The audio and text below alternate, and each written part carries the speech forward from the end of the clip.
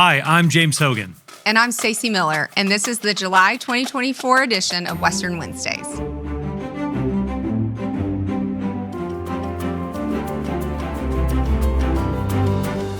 Welcome to Western Wednesdays, where we talk to WCU alumni and we hear their stories about what they've accomplished out there in the world and all their experiences. I'm James Hogan. I'm the Assistant Vice Chancellor for Engagement here at WCU, and I'm joined with me here today is Stacy Miller, the Director of Alumni Engagement. And Stacy, we're sharing a conversation today that's just so inspiring. Yeah, absolutely excited to bring this one to our alumni and friends. We had the opportunity to sit down with Heather Chastain Smith, the class of 2015 here at Western, and the 2024 Burroughs Wellcome Fund North Carolina Teacher of the Year, as well as Abby Bentley, recent graduate, class of 23, who was awarded the 2024 Empower North Carolina Beginning Teacher of the Year. I'm glad you got all those words. I had to struggle to get all of those words in when we introduced them in the podcast. But I just want to say this is a big deal, and congratulations to Heather and to Abby for this. This is the first time that we know of that a WCU graduate has been named Teacher of the Year, North Carolina Teacher of the Year. Now, I know we've got one in South Carolina, but this is the first time in North Carolina. And to have both the Beginning Teacher of the Year and the North Carolina Teacher of the Year to be WCU grads, that's incredible. That's right. We were talking with Abby when she was here to receive her award. And it was so awesome to see that out of the 27 finalists for that Beginning Teacher of the Year award, 4 of the finalists were Western graduates. Yeah, it is. And 115 nominees, 27 finalists, and 4 of those 27 Western grads. I mean, it really does speak to the power of this place here at WCU and how educators are just really at the heart of what we do. And I know we talked to them a lot about their communities, about how they're just in the fabric of their communities, the people here at Western that matter to them. It's going to be a great conversation.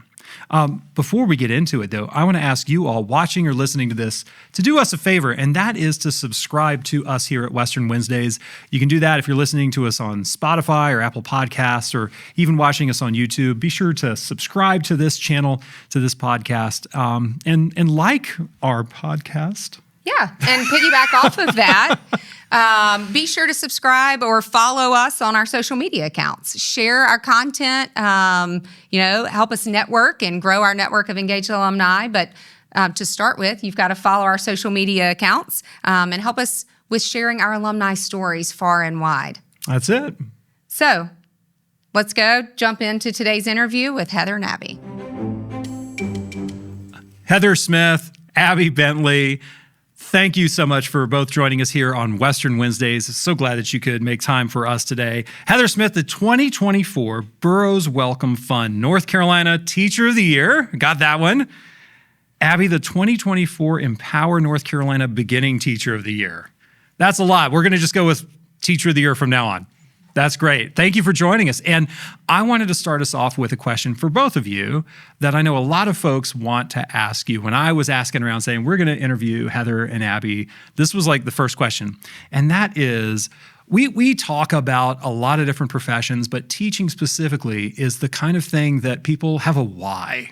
People have a calling about it. And we don't ask people necessarily like, what called you to work in this field or that field? But teaching is that kind of profession where we get that question a lot. And I just wanted to ask, why are you all teachers? What is it that drew you into the classroom? Oh, this is for the pay, of course, right? Yes, naturally, yes. No. Teaching is one of the things that you have the privilege of being able to directly have an impact on the future. You know, I have kids in my class who definitely don't want to learn middle school math, but the things that I'm teaching them besides that, like your communication skills, your perseverance, your problem solving, like they're not going to probably remember the formula. I hope that they do. But they're going to remember like, these are the encouraging things that my teacher gave me to be able to be an active member of society, right? Like I want to make sure that I have an influence on these young kids going out into the society, especially Western North Carolina, and being like, I can do this. I can thrive. You know, it is one of the most rewarding professions because we have that direct link to the future, and so I think that's why it's so important that we have strong individuals that are passionate about public education so that they know that they are shaping the future and having that, relationship with kids that a lot of them don't have outside of the school building. So that's my why. I want to be able to give them, the future that they don't even realize that they can be a part of. And so that's why I do what I do. I think for me, a lot of it, getting into teaching, my why actually is changing as I progress, because initially I just cared really deeply about science education and really wanted to help students understand how science is conducted and why it is so cool. And as I progress in the career, I think my why more closely aligns with Heather's, where I am just happy to be a part of the students' lives, and I'm happy to give them opportunities to enjoy learning and explore learning in the classroom in ways that they might not have experienced before. And I think you touched on a good point that in our region, in the Western North Carolina region, sometimes our students are not exposed to broader concepts of the world, or they don't see it firsthand. And so it's important for us to be able to bring that to them in the classroom. So Heather, I'm going to go ahead and start with you and share with us a little bit about how your experiences as a Division I student athlete have helped you find the successes that you're finding now. How did it prepare you? In what ways did it help shape or mold you to be who you are now and be doing the things that you're doing? I was lucky enough to play a sport with 20 other girls. Definitely the team aspect, and even though as large as I am, I was a catcher. So having that perspective of being on the field and being able to see the entire field has really given me the perspective of what it's like to be in the real world. The time management piece. I was up there doing my study hours, trying to get out and have that 3.5 GPA so I wouldn't have to sit up there in the afternoons after having, 5 a.m. workouts, classes all day, practice from 3 to 5, somehow find a social life Go and Cats. lunch, dinner, whatever meal it was that I could get. Having that background helped me with the time management piece. It helped me with the camaraderie piece. It helped me, organize everything in my life. 57 games in a season and traveling back and forth and not knowing, the outcome. I also played the game of failures, right? So I had to overcome a lot, but not just living out my glory days when I tell my students oh yeah, I played softball in college. But it was more along the lines of when I'm in the classroom, I'm telling them you are a student before you're an athlete. Oh, you have these really big dreams to become a Division I athlete. Well, let me tell you all the things that you need to do to be able to do that. I want you to be so much more than the person that you are on the ball field. You have to be a good person. And I think being at Western, the standard that our student athletes hold, the colors that I'm wearing represent so much more than myself. And so I want my kids in my classroom to realize that too. So I think taking the aspect of being on the field, realizing that this is so much bigger than I am, really helps relate to my future, as a human, but also as an educator, because I can relate that and be it's really cool to play Division I, but it's even cooler if you can get through your classes and be a good person on the other side, right? Do they let you wear catcher's equipment in middle school? Can you walk in and often find out what my maiden name is, and they Google pictures of me, and it's really, I could see though having a face mask could be useful when you're teaching middle schoolers. And you know those words and lingos that we were talking about before that middle schoolers say. You're Miss Smith, how many dingers did you hit? And, things like that. Because I have a lot of baseball players, softball players, especially being in a small area where, the Pisgah-Tuscola rivalry. Ooh. Sports are huge, that's a big right? one. Yeah. That's Sports a are huge huge. one. So anytime that they have a connection, yeah, my teacher played ball in college, but I try to get past that and say, so much more to life, and knowing that this is going to help you be a good person, but you've got to know it's more to that than just ball. Abby, you had a little bit of a different path. So, what kind of, being here as a graduate student, what kind of skills do you feel like you learned? Because, I think it's fair to say the skills you learn in undergraduate are a little bit different, right? You had come out of your undergraduate studies, you had started work, and then you went back to school to be a teacher. So, are there any skills that you learned in your time in graduate school here at Western that carry you into your success as beginning teacher of the year, and to your highly successful classroom, because your students are doing great things as well? So are there things that you picked up that you learned that are helping you? I think that some of it is time management. So completing my master's took me a lot longer than maybe a traditional master's. It took me 3.5 years. But that's because I was going to school part-time and working full-time, and I had my student teaching, which was really challenging to balance on all that.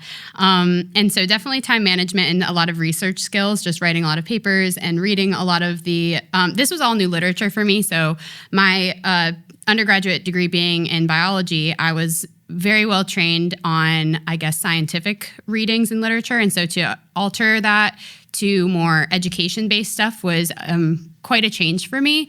And it was a lot more social science-based. And so I had to learn a lot more about the research methods and how that data was interpreted and how to then apply that into the classroom. So I felt like I gained a lot of skills in that area while I was here as well. One of my favorite memories of working or being at Western was working the Rocket to Creativity Summer Camp. I think that that was run by Dr. Bloom and Dr. Doss, I believe. And that was a really great experience because I was running a group that was centered around costume design, which is obviously very out of my element. But we had a really good time, and I got to form new relationships on campus with people I never would have interacted with if I didn't run that camp. And excuse me, I also feel like Western really emphasized the importance of creativity and being creative in the classroom. And that has served me very well and my students very well because it makes the class more engaging as a whole. And so having experiences and having a class that was actually, I think the class was called like Creativity in the Classroom. So it was completely centered around how can you be more engaging in your lessons and how can you teach in a way that will create more creative thought for our students.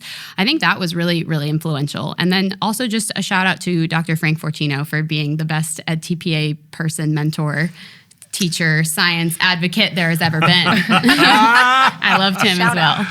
Oh, that's great. Heather, is there like another memory kind of like that from your time as a Catamount? Yeah.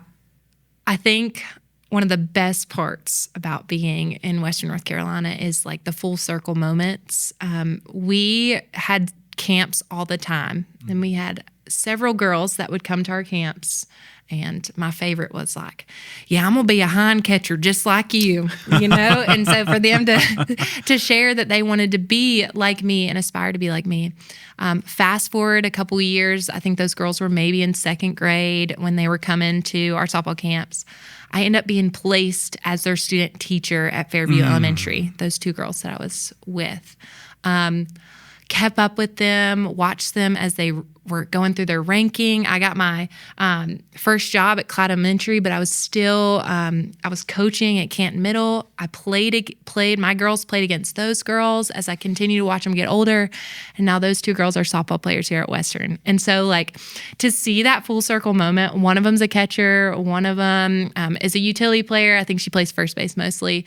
But to see those two girls in our community at Western and live through that, they're from Silva, to be able to see that there's a community invested in our youth in our area and to see them like be in the same shoes that I was in, it makes that moment so much more special. And I think that's what I love so much about the area that we teach, because we constantly see our kids like working at Ingles, working at Chick-fil-A, like seeing them out in the community. And that's what we talked about, why it's so important to us that we are giving them those skills to be successful, that we show that we care about them so that they know that they can do anything that they set their mind to. So like, yes, I love softball camps, and I love the fact that those little girls that were at that softball camp are now softball players here at Western. So it's amazing.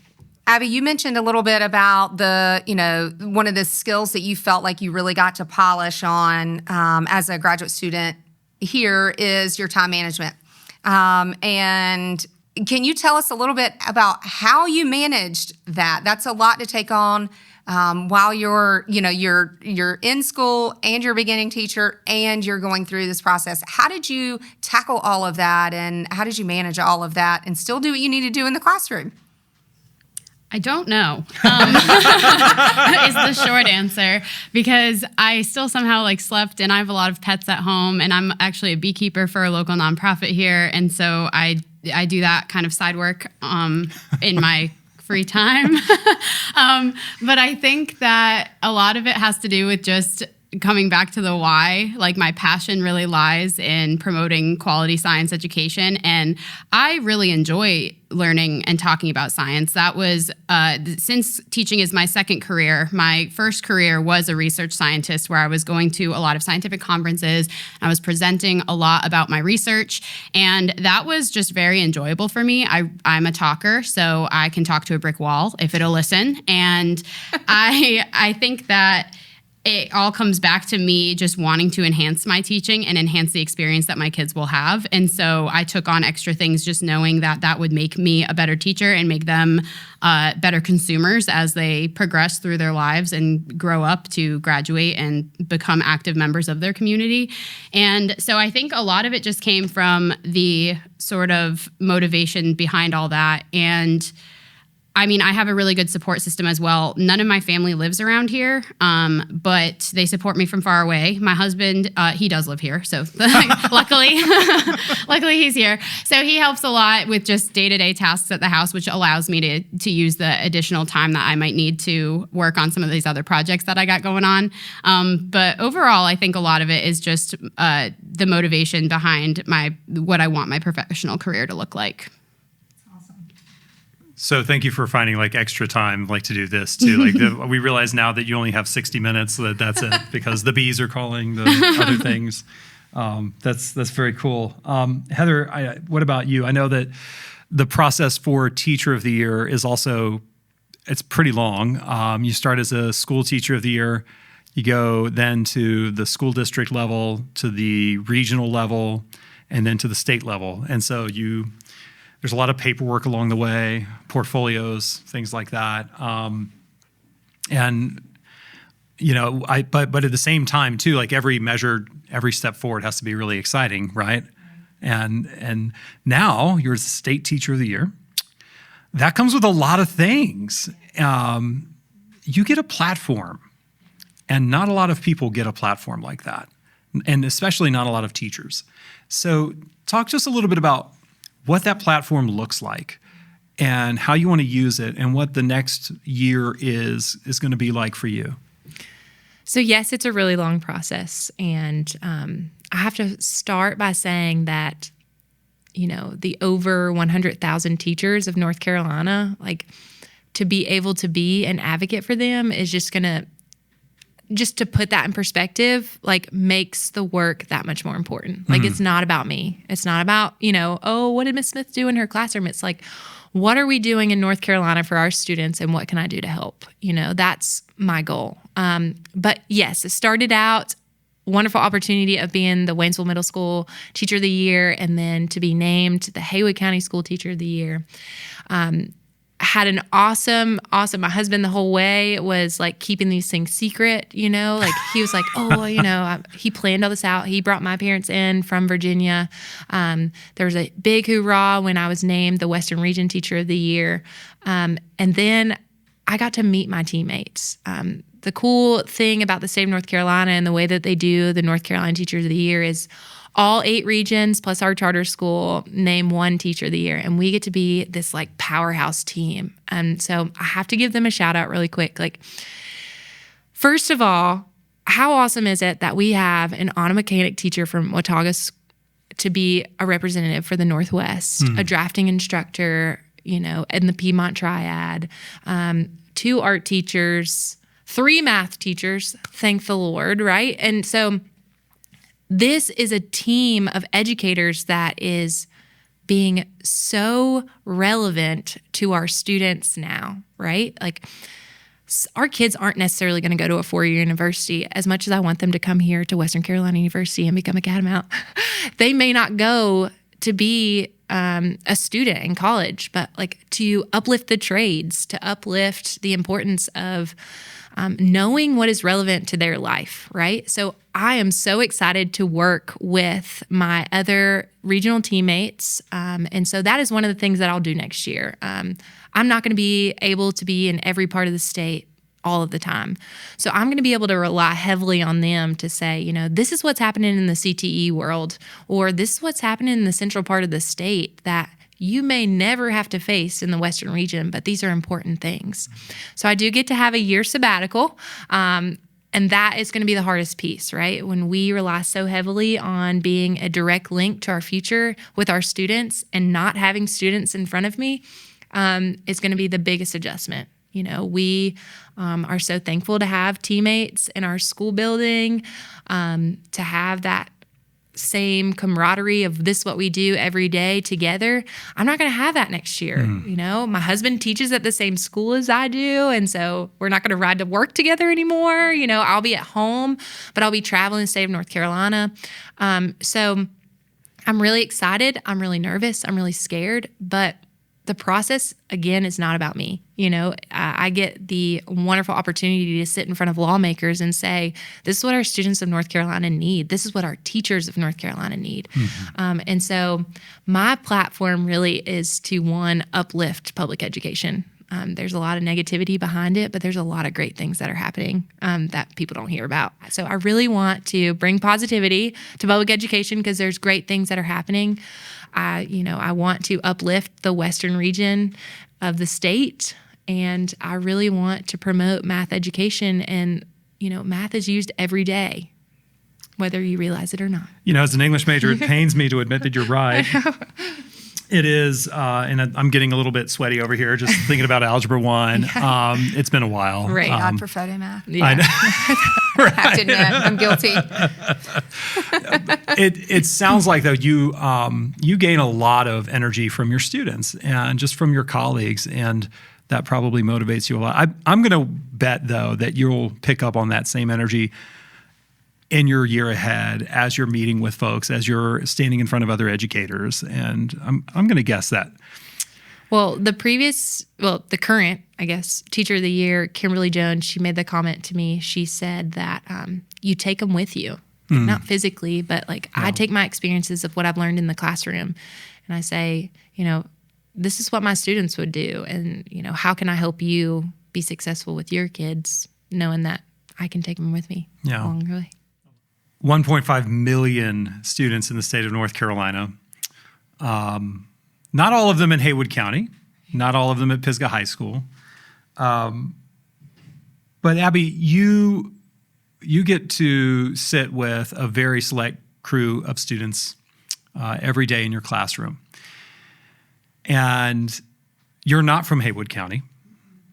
You're not from Western North Carolina. When you look at this group of students, and I don't want to say that they're representative of an entire generation or even of all North Carolina high school students, but when you look at them, what are the needs that you see that they have? And in particular, is there anything about that surprises you, or that maybe you didn't expect when you thought, I would love to be a science educator, but you didn't expect that the students were going to need this? Yeah. As you said, I'm not from this region. I'm not even from the South.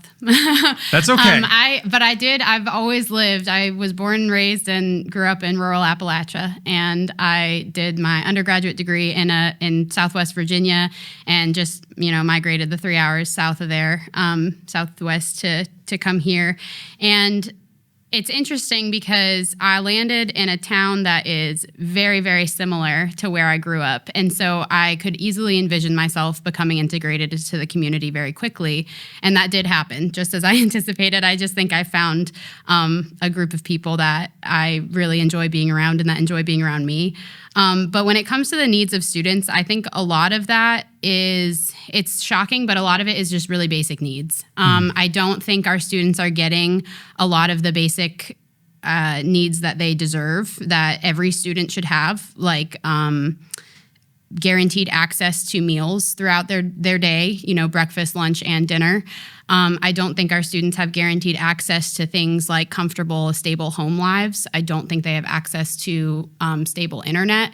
And so it was shocking to me to see some of the conditions that some of my students were living in. Obviously not directly like I'm going into their house, but to just hear some of the stories of what they've experienced. There are some that are 15, 16 years old that have been through more hardships than I would say I have as an almost 30-year-old. And so I think that was eye-opening, concerning, but also motivating for me to provide them with as much as I could as far as opportunity, as far as support and love in the classroom, making sure that they understand I see them as the whole student that they are and that they are not just a grade in a biology class. And so I think that was the most surprising thing for me. But then again, it shouldn't have been because I went to a public school that was very, very similar to where I work now. But it's just a good constant reminder to be grateful for what you have and then to pay it forward when you're able to. You teach in Canton, North Carolina. Anybody who's ever gone to Western Carolina University has driven past Canton, probably, on I-40. And for generations, they have smelled a very large paper manufacturing facility that sat right in the middle of Canton. As a science educator, what they left behind, what does that mean for the Pigeon River? What does that mean for the community, the environment? How are you connecting with your students around that? Because they may know it as the place where their mom or dad worked, or their grandparents or aunts and uncles, or even great-grandparents or great-great-grandparents. The mill is actually an excellent case study to demonstrate the intersection of all of those pieces that you just mentioned. So it's a nice time to talk about the connections between science, the economy, the quality of our natural resources and bringing and recreation and bringing all of those topics together and using it to discuss how complex some issues can be in society. And I think that, it's obviously it was really tragic. I guess the ending to the mill, I could directly feel the impact. And I did not grow up in Canton, as we mentioned, but I cried on the lawn with them the last day that mill whistle blew, because it was very emotional. And obviously, as a science teacher, one of my main priorities is for them to reflect on our human impacts on the biosphere and on the world around us. And so this offered a time to do that in a very real way. And I think a lot of the students, as they reflect on that, wonder and think about what their impact is, because yes, they want, a healthy economy. They want their parents to be employed. They want to be employed and maybe even stay within their hometown.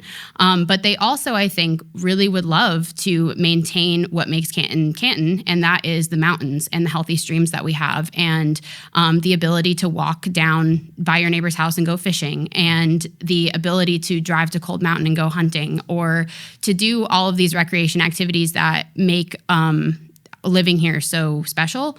And I think too, when I show them that my life and that my behaviors are very aligned with what they enjoy, and I can balance, wanting to support my community and wanting to take care of the environment, and I can do that in very real ways, and it's possible to kind of live in or occupy all of those spaces at once. That gives them a lot of hope, I think, for how they will adapt in the real world. So you talked about, having the support system. And so I'd like to hear both of you kind of touch, because you are in the same county, different schools, also different age groups, right? Speaking directly and specifically to those support system, what do the best administrators do to support the teachers of today?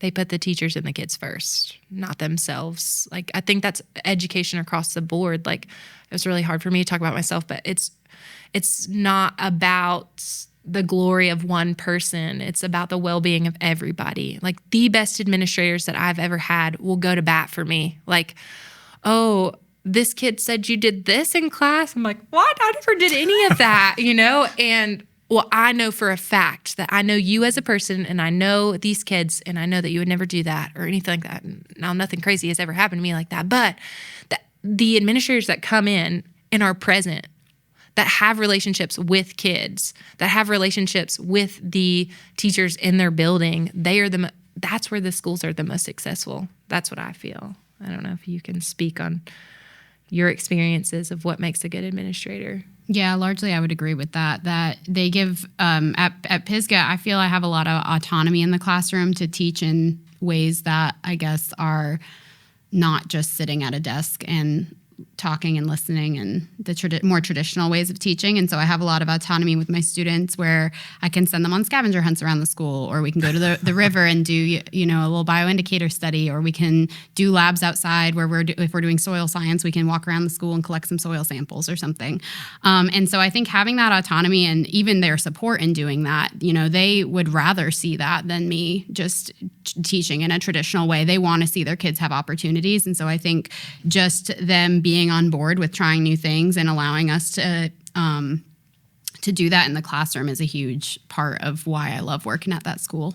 Abby, I also want to acknowledge that, and please correct me if I'm wrong, but when I was researching the Beginning Teacher of the Year award, one of the reasons they wanted to acknowledge and celebrate beginning teachers is because that's really hard when you first enter the profession. That first year, that second year, those are really, the fifth year. The first 5 years Right. are, all of the very years, but the challenging. first 5 years are hard too. And especially, you're in creation mode, you're inventing things, you're writing lesson plans. It's really tough. And a lot of teachers burn out, or they quickly kind of run out of gas, and it's tough. And so they've created this award to highlight that. What advice or counsel would you give to a beginning teacher of the year? If somebody's listening to this and they've just finished their first year and they're staring down August thinking, "Oh, it's going to be here," and maybe they're not feeling it.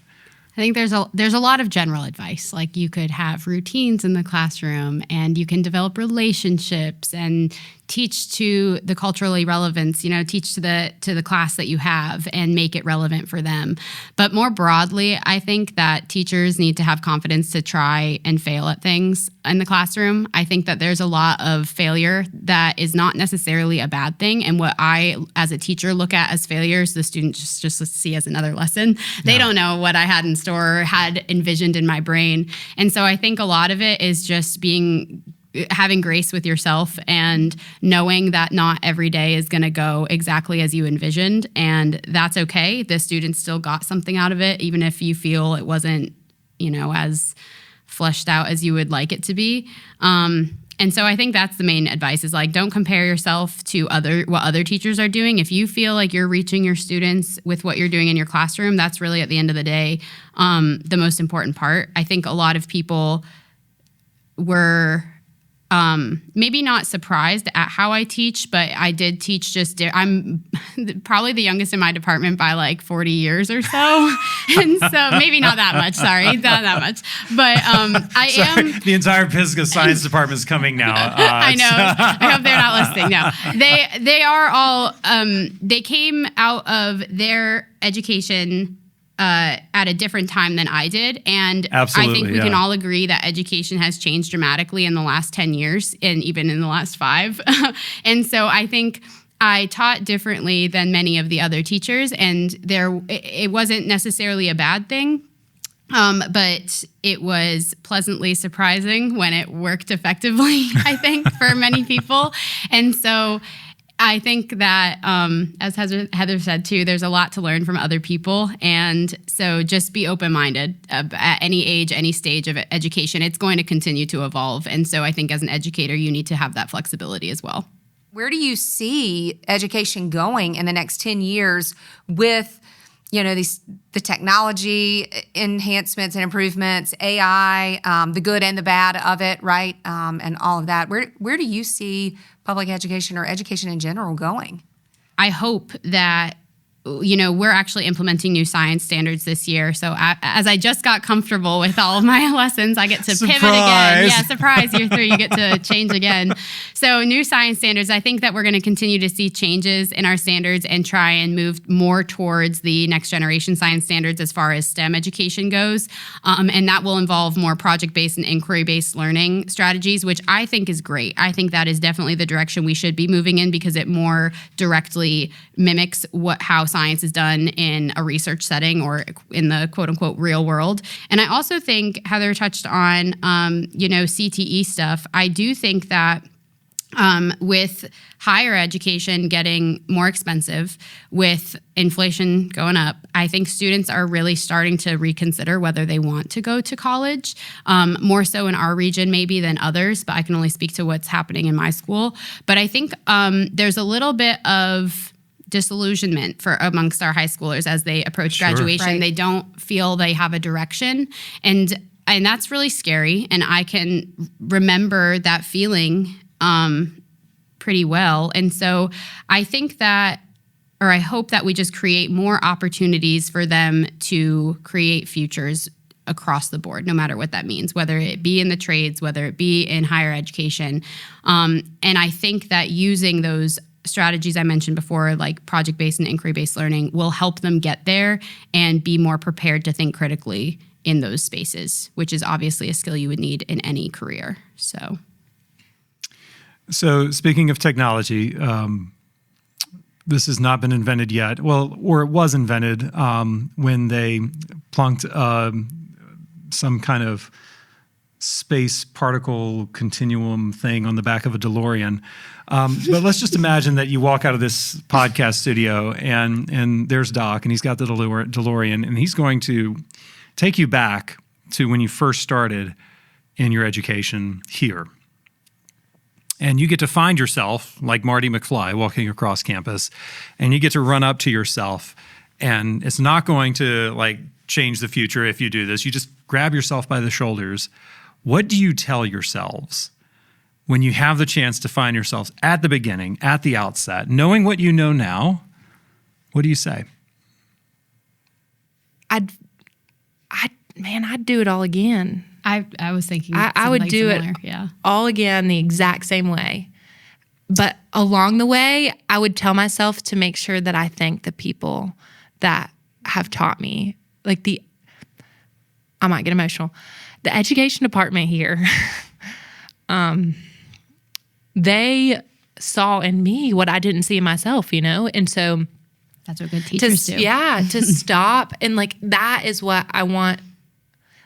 Because your kids don't always stop and thank you as much as you would want them to, but I wish I would stop myself and say, take your time to thank the educators that are instilling in you what they want the future of public education to look like. Because that's what Western Carolina University's education department is all about. They want to create educators, help promote the field of public education. And it is so neat to see, for example, Dr. Penner, she came in my classroom because I had a student teacher. I texted her and was like, am I even old enough to have a student teacher? I'm sitting there thinking, You've arrived. Yeah. So I had a student teacher, and, I would tell him all the time, take advantage of what they are trying to tell you, the expertise of what they are providing you. Carrie Rogers, Dr. Rose, Kelly Tracy, they came up to me at, I was very humbly honored to be a peak performer in the education department just a couple weeks ago, I guess. They're like, do you remember me? And I'm like, what do you mean, do I remember you? You were the greatest influence on my life. And so if I could stop myself and shake them, especially as a mother now, I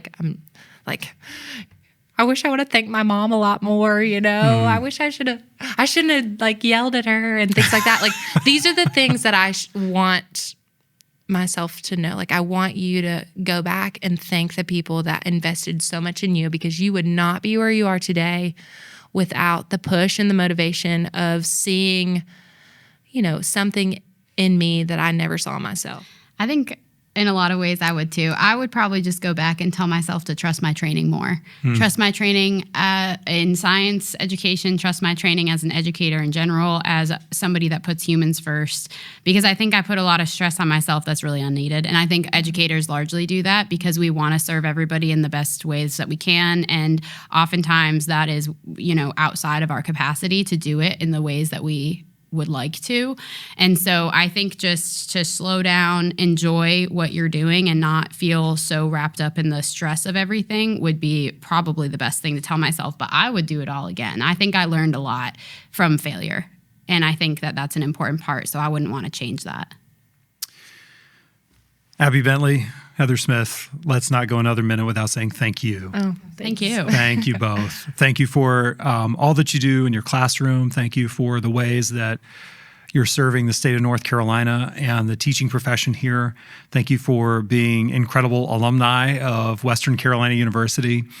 And thanks for spending time with us here on Western Wednesdays. Well, back here with just Stacy, and as an education major, I got so much out of that interview, and I hope that you guys did too. It was so fun to have Heather and Abby in our studio. Congratulations to them both again on their Teacher of the Year accomplishments. And gosh, we are all so excited here at Western to see what they accomplish And in the year impact ahead. that they are making, not just at their schools, but in our state. Absolutely. An inspiration to every single classroom teacher and to the 1.5 million students that we have in North Carolina.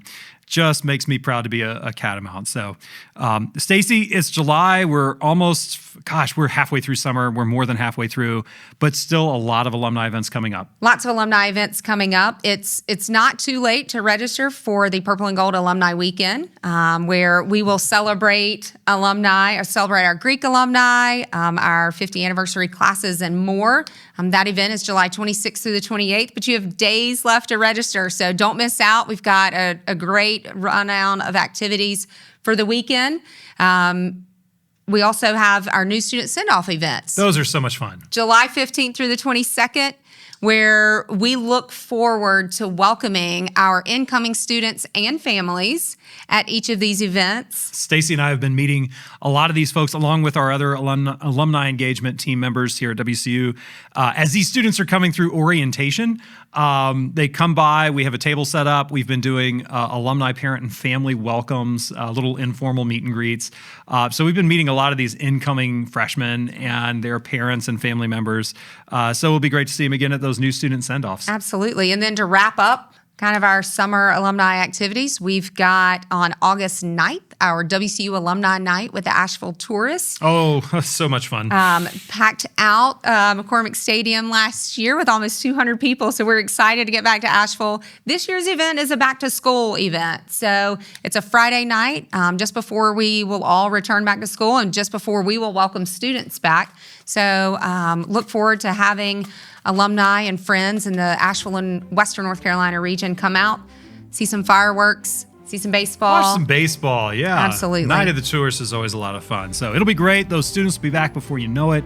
We already have some athletes on campus right now, and have the Pride of the Mountains moving in soon. It'll be busy back here in Cullowhee before you know it.